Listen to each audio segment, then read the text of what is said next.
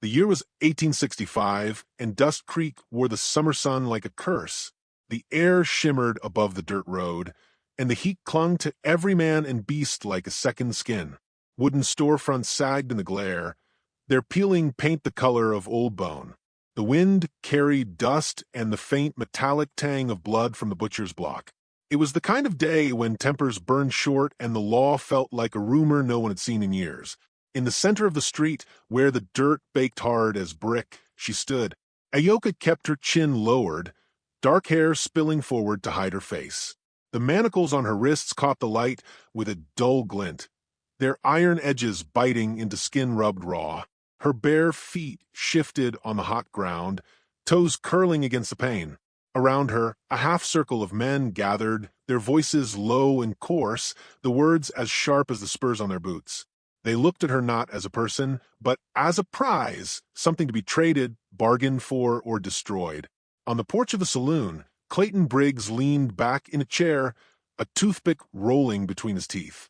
He was a big man, with a gut that strained his leather vest and eyes like polished stones, cold, hard, and lifeless.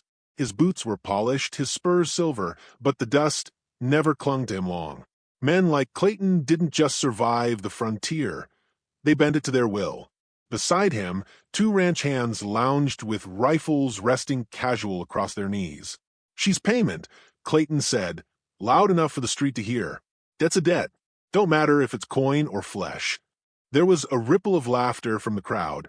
Somewhere a door creaked open, and a woman peered out, then shut it again quickly. The preacher was nowhere to be seen. No one wanted to be part of this business. From the shadow of the saloon doorway, Elias Boone stepped into the light.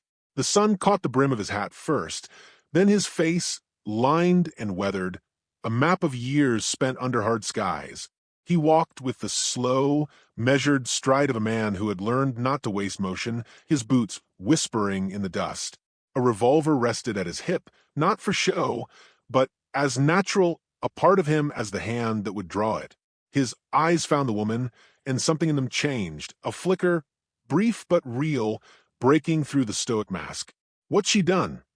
Elias asked, his voice calm, carrying just enough to reach Clayton without inviting the crowd. Clayton smirked. "She ain't done anything. She's here, 'cause her people don't know their place. And because her brother owed me more than he could pay." He tilted his head toward Ahyoka as though presenting a horse for sale. "Now she's mine. Simple as that." Elias's jaw tightened. He'd seen men chained before, prisoners of war, deserters, thieves, but this was different. This was the same cruelty he'd fought to end back east, dressed in the dust and lawlessness of the frontier. "How much?" Elias said. The crowd went still. Clayton's toothpick paused mid-roll. "You want to buy her?" He chuckled. "She's not a saddle or a sack of flour, Boone." "You just said she's payment," Elias replied. "That makes her a debt you can settle another way." Clayton leaned forward, boots thumping onto the porch boards. "And why in hell would you care?" Elias's gaze didn't leave Ahyoka, because a debt paid in chains never stays paid. The silence stretched, broken only by the creak of a sign swinging in the wind. Finally, Clayton named a price steep enough to sting, but not so high he thought Elias would pay. He was wrong. Elias reached into his coat, tossed a leather pouch that hit the porch with a heavy clink. The ranch hands shifted, hands brushing their rifles, but Clayton waved them off, curiosity playing at his lips. "She's yours," Clayton said at last, the words heavy with mockery. "But you take her, you take the trouble that follows. And trust me, Boone, trouble's already riding your way." Elias stepped toward Ahyoka. She didn't move as he pulled a small iron key from his pocket, the kind he'd carried since the war, and worked the lock. The shackles fell with a dull thud. She flexed her wrists, rubbing the tender skin, but her eyes stayed fixed on him, searching for the trap in this moment. "Come on," he said quietly. "We're leaving." She hesitated, glancing at the crowd, then at Clayton. Something unspoken passed between her and the cattle baron. Resentment, defiance, a silent promise of reckoning. Then she moved to Elias's side. They walked to the hitching post where Elias's bay gelding and a second horse waited. He handed her the reins of the second, a lean Mustang with a restless eye. She mounted without a word, sitting straight, the chains gone but the weight still on her shoulders. They set off at a steady pace, the sound of hooves striking the packed earth echoing between the false fronts of Dust Creek's buildings. Eyes followed them from doorways and windows, but no one spoke. Elias could feel the tension in the air, the kind that hummed before a storm. They were almost past the last building when the crack of a rifle shattered the quiet. The shot went wide, striking the dirt near Elias's horse. He reined in hard, scanning the rooftops. "Go!" he barked to Ahyoka. She kicked the Mustang into a gallop, and Elias was right behind her. Shouts rose behind them, boots pounding on wood, spurs jangling. A second shot rang out, closer this time, splintering a fence post to Elias's left. They raced toward the open plains, the town shrinking behind them. The sun was still high, the air dry enough to split lips, but Elias knew the real heat would come when Clayton's men decided the game was worth the ride. Beside him, Ahyoka kept her eyes forward, her hair streaming behind her. There was no fear in her posture now, only determination, as though she'd already chosen that whatever waited ahead was better than what she'd left behind. Elias risked a glance over his shoulder. Two riders had broken from the town, their silhouettes small against the glare, but closing fast. Clayton wasn't wasting time. He leaned forward in the saddle. "We'll lose them in the canyon," he said, more to himself than to her. She glanced at him, a flicker of recognition crossing her face. "There's a narrow pass east of here," she called over the wind. "They won't follow if they value their necks." Elias nodded. "Lead the way." They veered off the main trail, cutting across hard-packed earth and patches of brittle sage. The land rolled and dipped, the horizon shifting with each stride. Behind them, the riders closed the gap. Elias could hear the rhythmic pound of their hooves now, steady and relentless. The entrance to the pass appeared suddenly, a jagged break in the hills like a wound torn into the land. Ahyoka didn't slow, guiding the Mustang into the shadowed gap. Elias followed, the air cooling as the walls rose around them. The sound of pursuit dulled, replaced by the echo of their own passage. Halfway through, Elias slowed, listening. The riders had stopped at the mouth of the pass. He imagined them there, peering into the narrow cut, weighing the risk of riding into a place where one rifle could hold off 10 men. Ahyoka pulled her horse to a halt, breathing hard. She looked back the way they'd come, then at Elias. "They'll wait for us to come out." Elias adjusted his hat, scanning the rock-strewn path ahead. "Then we don't come out where they expect." She studied him for a moment, then gave a small nod. For the first time since they'd left Dust Creek, her eyes held something more than guarded suspicion. They rode deeper into the canyon, the light narrowing to a ribbon overhead, the air thick with the smell of stone and dust. The sound of the town was gone now. Only the wind whispered through the rocks, carrying with it the promise of what lay ahead and the certainty that whatever it was, it would be met together. The canyon narrowed until it was little more than a crack in the earth, its walls rising high and sheer, blotting out the worst of the sun. Elias rode ahead, scanning for any sign of movement above. Loose stones littered the trail, sharp enough to lame a horse if they weren't careful. The sound of their passage was hushed, hooves muffled by sand and scattered gravel. Behind them, the world of Dust Creek felt impossibly far away, as though they'd crossed a threshold into another country entirely. Ahyoka's Mustang snorted, tossing its head, uneasy in the shadows. She murmured something low and steady in her own tongue, a sound that seemed to settle the animal. Elias glanced back. She rode, with a straight spine, her eyes alive with calculation, taking in the land as if she were reading a map only she could see. It struck him that she'd been silent since they'd entered the canyon, not from fear, but from focus. The walls began to fall away after a mile, opening onto a stretch of high desert, the kind that rolled on forever in muted shades of gold and gray. Sparse mesquite twisted toward the sun, and the wind moved over the land with a low, constant moan. Elias reined in, scanning the horizon. "They'll circle," he said. "Try to cut us off before we reach the next water." "They'll have to find us first," she replied. Her voice was calm, but the words carried a quiet edge. She pointed east, where the land lifted toward a broken line of ridges. "There's a spring beyond those rocks. My people camped there once." It wasn't lost on Elias that once could mean years ago, and that the camp might be long gone. Still, he trusted her more than the empty space behind them. He nodded, and they turned their mounts toward the ridges. The ride was hard. The heat pressed down, drawing sweat from their backs, their lips cracking in the dry air. Flies gathered around the horses' eyes, and every step raised another small cloud of dust. They spoke, little conserving their breath. Now and then Elias would glance behind them, scanning for the thin dust trails that might betray pursuit.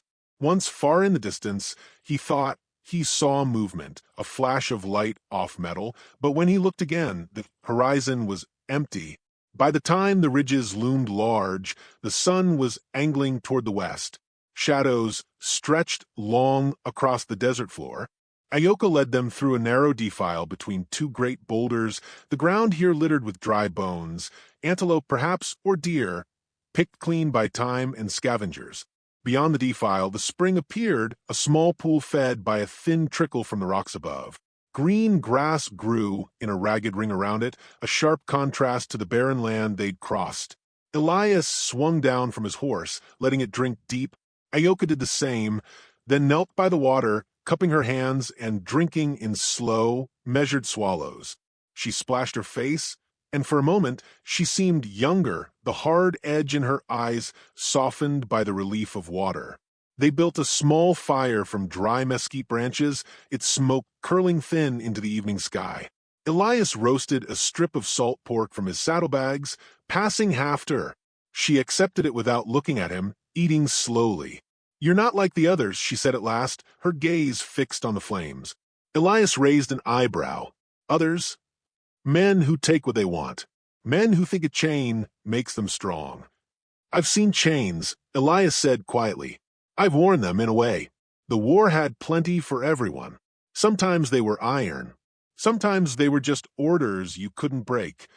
She studied him in the firelight, as though weighing the truth of his words.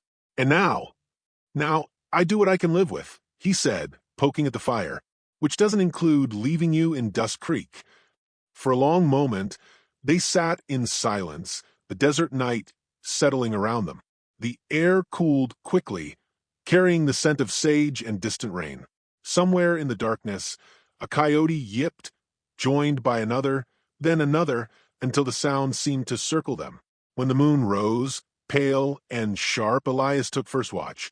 Ahyoka wrapped herself in a blanket and lay near the fire, her breathing slow and even. He kept his eyes on the ridges, listening to the shifting sounds of the night, the rustle of small creatures in the grass, the whisper of wind through stone. Twice he thought he heard something heavier, a faint scuff of boot leather or the clink of metal, but each time it faded before he could be sure. Near midnight, she woke and came to sit beside him, offering him the blanket. "Rest," she said. "I'll keep watch a while longer," he replied. She didn't press him, just sat in silence, her gaze turned toward the dark horizon. After a time, she began to hum, a slow, haunting melody that wound through the night like smoke. Elias didn't know the words, but the tune carried a weight of memory of places and people long gone. He found himself breathing easier, the tension in his shoulders loosening. At dawn, they moved out quickly, leaving little trace of their camp. The spring was a blessing, but it was also a place someone might look for them. The desert ahead gave way to low hills, their slopes scattered with scrub oak and thorn. By midday, the wind shifted, bringing with it the unmistakable smell of horses. Elias halted, raising a hand for silence. Ahyoka reined in beside him, scanning the ridgelines. "They're close," she said. He nodded, urging his horse toward a narrow draw that cut between two hills. They followed it for a quarter-mile before the sound came, hoofbeats, steady and deliberate. Elias motioned for her to dismount, leading their horses into the cover of thick mesquite. Together, they crouched low, watching as two riders appeared on the ridge above. Clayton's men. One wore a red kerchief at his neck, the other a wide-brimmed hat pulled low. They paused, scanning the land below, then split, one riding east, the other west. "They're scouting," Elias whispered. "They'll bring the rest," Ahyoka replied. They stayed hidden until the riders vanished from sight, then mounted again, moving fast through the draw. The land began to drop toward a dry riverbed, its banks steep but passable. Elias led them down, the horses scrambling on the loose rock. The bed offered cover, winding between high banks, its floor littered with driftwood and debris from long-gone floods. They followed it for nearly a mile before Ahyoka pulled up sharply. "What is it?" Elias asked. She pointed ahead, where a shape blocked the riverbed, a rough cabin, weathered gray, with smoke curling from its crooked chimney. A figure stood in the doorway, a rifle in hand, watching them approach. Elias slowed, raising one hand in greeting. The man in the doorway stepped forward into the light. His beard was shot with gray, his eyes sharp beneath the brim of a battered hat. "Micah," Elias said, surprise in his voice. The rifle lowered slightly. "Boone, didn't figure I'd see you out here." His gaze shifted to Ahyoka, then back to Elias. "You'd better tell me why you're bringing trouble to my door." Before Elias could answer, the distant sound of hoofbeats rolled down the riverbed, faint but growing. Ahyoka turned toward it, her eyes narrowing. "They found us," she said. Micah's jaw tightened. "Then you'd better get inside. This ain't the kind of place for a stand, but it's the only place you've got." Micah stepped back from the doorway, the rifle still in his hands, but no longer pointed their way. Elias guided Ahyoka inside, the low ceiling and cramped walls smelling of old smoke and pine sap. A single window looked out over the riverbed, its glass clouded but intact. Against one wall, a narrow cot lay neatly made.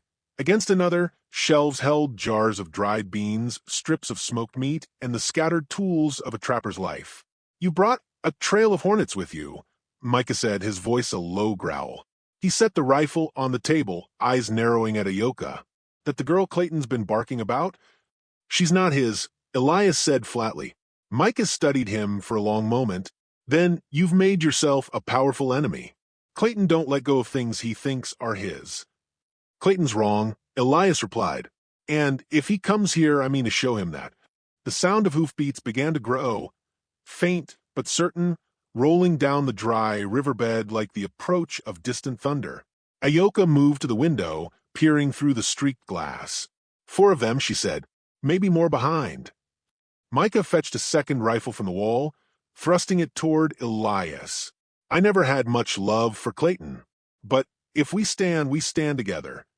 Elias checked the weapon, nodding his thanks. "You take the right side. I'll cover the front." "Ahyoka." She was already moving toward the corner where a small crate sat. Lifting the lid, she pulled free a box of cartridges. "I can shoot," she said simply, loading them into the pocket of her dress. Micah gave a short, surprised laugh. "Good. We'll need it." The first riders came into view minutes later, sunlight flashing off their gun barrels. They slowed as they spotted the cabin, fanning out along the bank, the dust of their approach drifting like smoke. Clayton was with them, his broad frame unmistakable, his hat set low, the toothpick rolling in his teeth, as if this were nothing more than a casual visit. He called out, voice carrying over the open ground, "Boone, you've got something of mine. Send her out, and maybe I let you ride out of here with your skin." Elias stepped into the doorway, the rifle resting easy in his hands. "She's not yours, Clayton. She never was. You come for her, you'll have to take her over my body." Clayton's smile didn't reach his eyes. "That can be arranged." He raised his hand, and the first shots rang out. The air split with the crack of rifles, splinters leaping from the cabin walls. Micah returned fire from the side window, his shot dropping one of the riders before the man had even cleared his stirrups. Ahyoka crouched by the corner, her eyes sharp, waiting for the moment a head or shoulder broke from cover. When it came, she fired once, clean and steady, sending the man sprawling from his horse. Clayton's men wheeled for better positions, using the curve of the bank as a shield. The sound of their boots and curses mixed with the smell of gunpowder, thick and bitter in the cooling air. Elias took aim at a rider moving toward the cabin's flank, his shot echoing off the hills. The man tumbled into the dust, his horse bolting in panic. Two on the left. Micah barked. "I see them," Ahyoka answered, her second shot forcing the men back behind the bank. The return fire was wild, bullets thudding into the walls, and one shattering a jar on the shelf, spilling beans across the floor. Clayton stayed back, watching, his face unreadable. He wasn't reckless. He was waiting for the right moment. Elias knew men like him, the kind who'd let others bleed first before stepping in to finish the work. The attack slowed, the riders regrouping out of sight. The brief pause was almost worse than the noise. Elias's pulse beat hard in his ears, the sweat running cold down his back despite the heat. He glanced at Ahyoka. Her breathing was steady, but her jaw was set, the fire in her eyes brighter than before. "They'll come again," she said. "Then we make them pay for it," Elias replied. The second wave came hard. Two men charged straight for the door, firing as they rode. Elias dropped one before he reached the porch. Micah's rifle cracked a heartbeat later, and the second fell from his saddle, his body hitting the ground with a dull, final thud. Another man rushed the side, but Ahyoka's shot caught him before he could get close. The Mustangs outside screamed and scattered, the chaos breaking what was left of their charge. Clayton's voice rang out, sharp as a whip. "Enough. Boone, you step out here right now, and maybe I don't put the girl in the ground." Elias met Ahyoka's gaze, then set his rifle aside. "Cover me," he told her. He stepped into the open, the evening light painting the land in long shadows. Clayton sat his horse 20 paces away, his pistol already drawn. "You should have stayed out of this," Clayton said, his tone almost regretful. "You think she's worth all this blood?" "She's worth more than you'll ever be," Elias said. Clayton's eyes narrowed. "Then let's finish it." He spurred his horse forward, firing as he came. Elias dove aside, rolling to his feet with his revolver drawn. The two men circled, each shot a test, each movement calculated. Dust swirled around them, the sound of their boots on hard earth loud in the silence between gunfire. Clayton lunged, swinging the pistol like a club. Elias caught the blow on his forearm, pain flaring white-hot, but he held his ground. They grappled, fists and fury replacing lead, each man straining for the advantage. Clayton was strong, but Elias fought with something more, a quiet, relentless resolve. With a sharp twist, Elias broke Clayton's grip, sending the pistol skidding into the dirt. He drove a punch into Clayton's gut, then another to his jaw. The bigger man staggered, blood on his lips, but still came on. Elias caught him with a final blow that sent him sprawling to the dust. For a long moment, Clayton lay still, chest heaving. Elias stood over him, revolver in hand. The temptation to end it now was a living thing in the air between them. But he lowered the weapon. "Get out," Elias said. "Take your men and don't come back." Clayton spat into the dirt, then hauled himself to his feet. "You'll regret this, Boone." "Not as much as you would have," Elias replied. Clayton mounted his horse without another word. He whistled, and the surviving men emerged from the shadows, their faces tight with defeat. One by one, they turned and rode back the way they'd come, the sound of their departure fading into the dark. The silence that followed was deep, broken only by the creak of leather and the wind moving through the grass. Ahyoka stepped out from the cabin, rifle still in her hands. "They'll be back," she said. "Maybe," Elias replied, "but not tonight." Mike had joined them, his face unreadable. "You've made your stand. That means something out here." Ahyoka looked at Elias, her expression shifting, wariness giving way to something steadier. "You didn't have to do this," she said quietly. "Yes, I did," he answered. "They chained you once. Never again." The last of the light faded from the horizon, the sky deepening to indigo. Somewhere far off, a coyote called, its voice rising over the stillness. Elias felt the weight of the day in his bones, but also something else, A sense that the fight had been worth it, that in this hard, unyielding land, they'd carved out a piece of freedom no one could take back. And though the road ahead promised no peace, only more miles and more battles, they would ride it together.